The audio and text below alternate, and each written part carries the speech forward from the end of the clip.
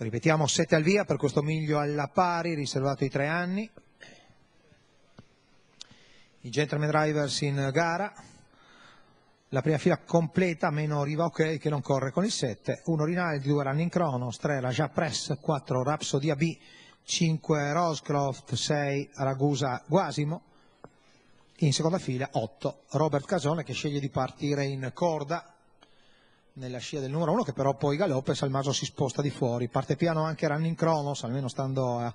Intanto la notizia è appunto il galoppo di un cavallo regolare come Rinaldi, che di fatto lascia la corsa. Sbaglia di fuori anche Ragusa Guasimo, sbaglia un po' tutti. Ha sbagliato Rosecroft, forse c'è stato anche Rhapsody AB di galoppo, insomma sono partiti in due.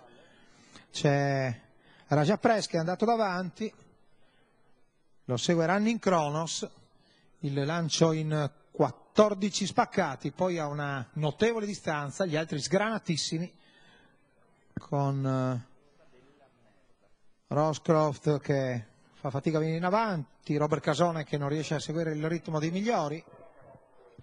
Infatti Rosecroft finisce a tabellone, aveva dato problemi intanto 30,5, la frazione iniziale con la quale si sono distaccati di una mezza addirittura.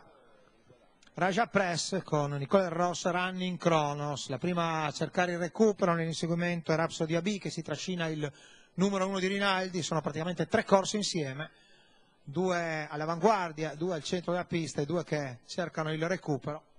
Fuori corsa squalificato Rosecroft.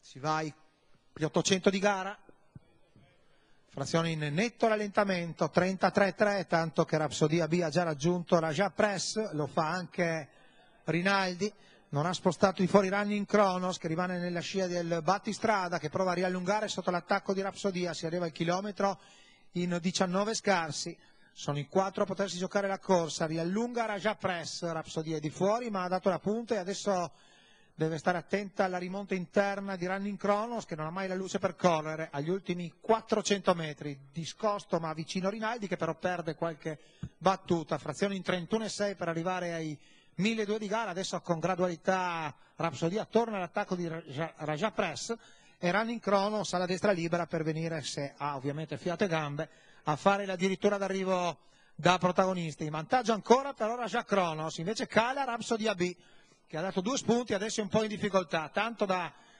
venire rimontata all'interno ma non battuta da Running Chronos. Si distacca e vince bene, 18,1 il tempo al chilometro con un 32 a chiudere.